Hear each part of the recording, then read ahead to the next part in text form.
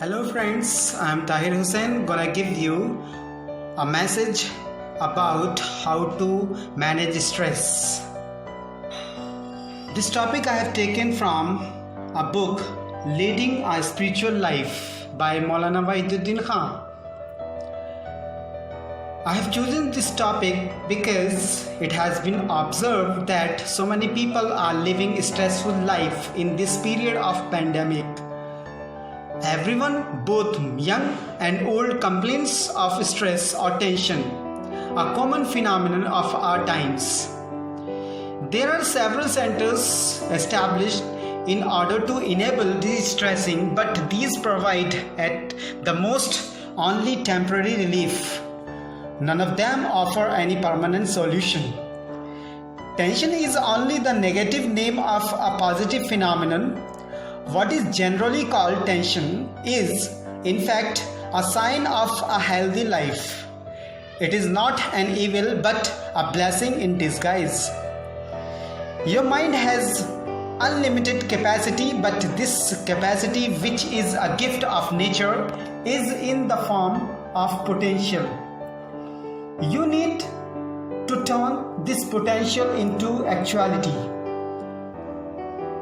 How should you go about doing this? Your potential can be realized only through being exposed to different kinds of stress or tension.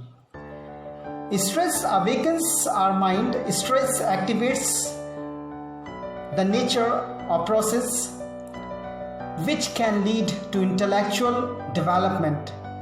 Stress plays a role in developing our personality. I'll give you an example of volleyball. There are two players, the bowler and the booster. The bowler has the key role in the game, but he needs a booster. For without a booster, no bowler can play his role properly. It is this process of boosting which is going on in the life of every human being. When you face stress of any kind, don't despair. Take it as a challenge. Take it as an intellectual booster. Stress is a positive sign, a healthy activity. It unfolds your mental potential. All great men faced great problems, but these problems only increased their creativity and became the source of revealing a fresh dimension to their personality. An English poet, John Milton, has several major works to his credit. His masterpiece was Paradise Lost, and this he wrote after he had turned blind. Almost all creative people have had to surmount similar difficulties. When you come face to face with stress, don't take it as a negative phenomenon. Look upon it as a challenge and try to meet it. You have to activate your mind in a positive direction. Don't lose your positivity. Don't resort to the language of complaint. When there is a stress in your life, face it as a normal phenomenon and try to continue with your normal routine. Then, very soon, you will find that your stress has propelled you towards your betterments. If you compare your pre-stress situation and your post-stress situation, you will certainly find that your post-stress situation is an improvement on your pre-stress situation.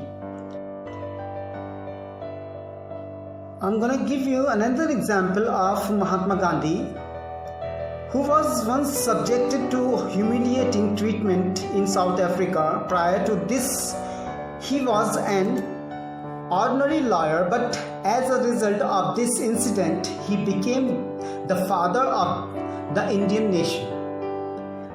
When you perceive an opportunity and you try to avail of it, but for some reason you fail to achieve your goal, then you might suffer a feeling of tension.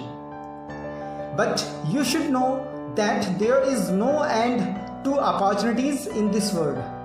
If you fail to avail of one opportunity, then don't take it as the end of everything. There are many other opportunities in life. In fact, the world is full of them. So if you fail in the first instance, then try to avail of the second or the third opportunity, and so on. There is no full stop to opportunities, only commas. So instead of allowing yourself to be overwhelmed by tension, adopt the formula try again. This is the formula for de-stressing yourself, my dear friends. Living in worry or stopping your thinking process is not the solution of your problem. Instead of stopping your thinking process, enhance them, and you will soon discover that the stress you felt was acting as an intellectual booster in your life.